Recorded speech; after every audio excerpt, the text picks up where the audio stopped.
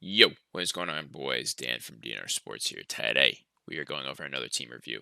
Today is the Buffalo Bills. We just did the Miami Dolphins, and now we'll be looking at the best team in the AFC East. Sorry, Miami fans, not you. Um, we got Josh Allen. And Josh Allen made the biggest, biggest leap I've ever seen from a quarterback. He went in 2 years, I guess you'd say, from being a complete garbage can to an actual stud. So in 12 games, he threw for 2K yards, 10 TDs, 12 interceptions. That was in 2018. QBR 49.8. In 2019, he threw for also the completion percentage that year was a 52.8. That's really bad. And in 2019, a 58.8 completion percentage for 3,100 yards, 20 TDs, 9 interceptions, with a QBR 49.4. Then, in 2020, he threw for a 69.2 completion percentage, which is like actually insane. That's like really damn good. Especially with the throws he makes, like some of the downfield just chucks he makes, like that's really good. With 4,544 yards and 37 TDs to 10 interceptions. I can't even have, and with a QBR of 81.7, I can't even say this without smiling. That is such a drastic improvement. That is insane to think about. Guys, 37 TDs to 10 interceptions, from 10 TDs to 12 interceptions. Like, I can't even fathom. We all know the Josh Allen come up, like we all already get it, but like, damn, those numbers are spicy. So I don't see. Maybe he'll have another jump. Maybe he'll go for 5,600 yards. Yeah, no, I'm just kidding. But wow, I think that's sustainable. I know that's weird to say, but I think that is actually kind of sustainable. I think this offense hasn't changed at all. They lost John Brown, but they gained Emmanuel Sanders. And they're allowing Gabriel Davis to take over as the John Brown type role, right? I'm not sure because so Sanders used to be a deep threat in his heyday in the Broncos when he was like not old as hell, but now that he's old as hell and he's been pretty washed on the 49ers and especially the Saints. But that's not really his fault. That's Drew's fault for just not throwing to him. He's old now. Now Beasley had a good connection with Josh Allen the past 2 years. To be honest, he's had some really nice little spiked games. The issue comes with Beasley playing. So he's not going to get vaccinated. He made that clear on Twitter and Instagram. And he said he's perfectly fine not playing. Like, he made the money. If they don't want him to play or if something happens where they're forcing him to get it, he's just not going to play. So, if that happens, I think Manny Sanders actually has some sneaky upside. He would take over the slot role. Gabriel Davis would be on the outside with Diggs. Diggs would also mix in with the slot. But Emmanuel Sanders will get some sneaky fantasy upside there because we saw Cole Beasley have a lot of upside last year. There was multiple games where he had like some 30 bombs in fantasy. Let's just look at his stats from last year. Yeah, almost 1,000 yards, 4 TDs, 82 receptions. I think, am I wrong? Did he make the Pro Bowl last year? I guess this one doesn't show. I'm fairly certain he made the Pro Bowl last year. But yeah, so if he doesn't play, I love Sanders. As it is, though, it's a little bit of a crowded receiving room. So just as it is, I wouldn't take Davis, Sanders, or Beasley. I would only focus on Diggs, just because you don't know what week is going to be them. Best ball, you can kind of do whatever the hell you want, but like, if you want upside, I would say obviously Diggs. But if you want like true upside, I think Sanders. Maybe Davis. Honestly, it's either Davis or Sanders. I don't think Cole Beasley's role expands at all, right? He'll have his all right weeks, but if he doesn't play, I think Sanders has a big role. And I think Gabriel Davis could take a little bit away from Diggs. He's a decent deep threat. He actually had a really good rookie season. This is a very underrated rookie season, especially touchdown-wise. 35 receptions, 600 yards, 7 TDs. And that was with a lot of games being pretty low snap share. Let me show you. So Gabriel Davis didn't really come on until like kind of the end of the year, to be honest. This is a snap share. 49%, 36, 74, 59, 100. A lot of these hundreds, by the way, like, notice, John Brown didn't play at all, right? So now that John Brown is gone, it directly correlates to Gabriel Davis getting more outside reps. 62%, 95%, once again, John Brown gone. 60%, 49, or 47%, 51%, and then 97, 97, 83, 93, 100. And all of those games, Where's John Brown? John Brown didn't even play. In any of those games, he didn't play. So, I think we could see a much bigger expanded role for Gabriel Davis. Let's take a look at DraftKings, actually, at those latter weeks. I want to see how he performed towards the end. I know he had some, like, decent games. I'm not sure about pop-offs. Let me see this real quick. Bear with me, everybody.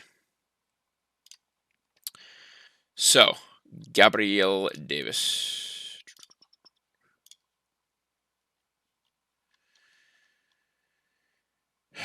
Cole Beasley.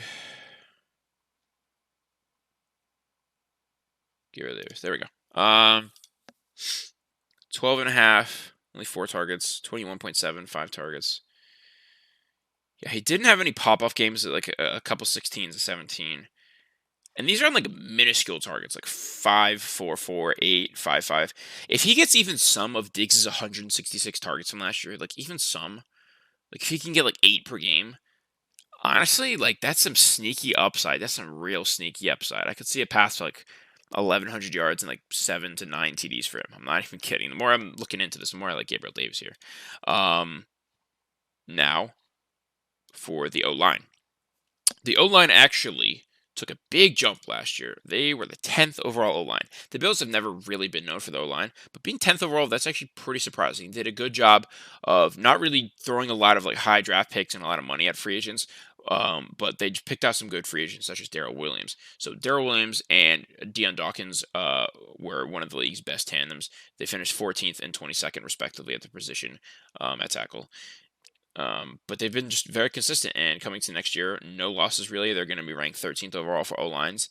That's all you need for Josh Allen, an almost top 10 O-line that could potentially be top 10, combined with that receiving core. The receiving core is obviously very good. Now, the weakest position on this offense is got to be tight end. Running back isn't strong either, but quickly, tight end. Dawson Knox is a backup on basically every team, right? He's not a starter. He'll get a couple 1-yard TDs, right? He'll get a couple of those. My other video finished rendering. He'll get a couple 1-yard TDs just because that's how the offense works. They always do that rollout where they throw it where Josh Allen chuck it to whatever tight end's there. It doesn't matter who it is. It's going to be Hollister, Sweeney, Becker, or Knox. It just doesn't matter. So I have no value in Knox. Just do not draft him. Now, moving on to the running back position. This one's a little tough. Singletary's the pass catcher. Zack Moss is the goal line back / bruiser. And they made this very clear based on their like 2-minute drills and hurry ups and stuff, where Singletary got like 73% of the snaps in 2-minute drills. And he got a bunch of his targets during that time because that's a lot of quick plays. It's like, you can run like 10 to 12 plays in 2 minutes if it's on the hurry up mode. Zack Moss was way more the bruiser. He was a little injured last year, but in the games he did play, like against the Patriots, that one game, he actually looked like really good. I think he's the better running back out of the two. I'm not a big Singletary fan. I don't know what it is, but the games when Zack Moss was injured, Singletary like could not do anything. He was chalk. I think it was 1 or at least 1 week, maybe 2 weeks in DFS last year on DraftKings, and my God, did that not work out for people. He just couldn't handle it on his own. So he kind of needs Moss to do the bruiser work. And I mean, if you watch any Buffalo games last year, if you saw them hand it off to Singletary, he either got negative yards or went for like 3 yards. But yeah, that about sums up the offense. The defense, as a whole, honestly, is still pretty disgusting. With Ed Oliver, obviously Tre'Davious White, Jordan Poyer, and Micah Hyde are probably the best safety duo. Like I can't really think of a better one. Combined with like arguably top 3 cornerback. We switch our top cornerback rankings every single year based on who just had the last year. Like remember when like Casey Hayward was like one of the best, and Pat Pete and Jalen Ramsey disappeared for like 2 years because he went to Rams, and a little before that he had some issues with the team. And then now we're gone. We're done with Gilmore. Like where everyone's like, okay, Gilmore's not the best anymore. Like it just switches every single year. So don't be surprised if White just returns to being the best. I know right now it's Jair, Ramsey, Marlon Humphrey, Xavier Howard. Out of all those, I think the one that's going to definitely fall off the most is Xavier Howard. I don't think he's as solid as the others. I think the other 3 are pretty solidified as the best cornerbacks in the league. But I think Tre'Davious White is right with them. So this team, honestly, I'm not going to even lie. I have no clue who Levi Wallace is. I have literally no clue. But besides him, this might be one of the best back ends of a defense in the league. Tremaine Edmonds, obviously, disgusting. Jerry Hughes is very good too. Matt Milano, like this defense is probably getting back to their top 10 days. Remember, like a couple years ago, guys, this defense, you did not want to target them. They were one of the best defenses in fantasy. And then when Josh Allen really started to light up the offense and the defense started taking a step back, that is kind of funny how teams do that. When one side really steps up, the other kind of falls. But maybe this year they slightly return to where they used to be, one of those defenses you just wanted to avoid.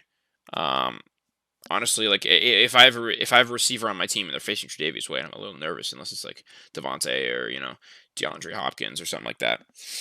But yeah, so overall, this team is definitely the best in their division. I can see them going 12, probably 13 wins, maybe even 14. I say mainly 13, but possibly 14 or 12.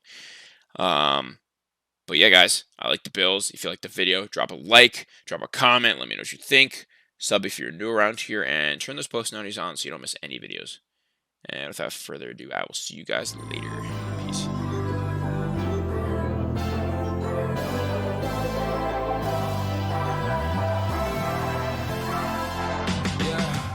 I can never ever find the right words, and there's no way this is real life. There's no telling you're the right girl, so I can only say that it feels right.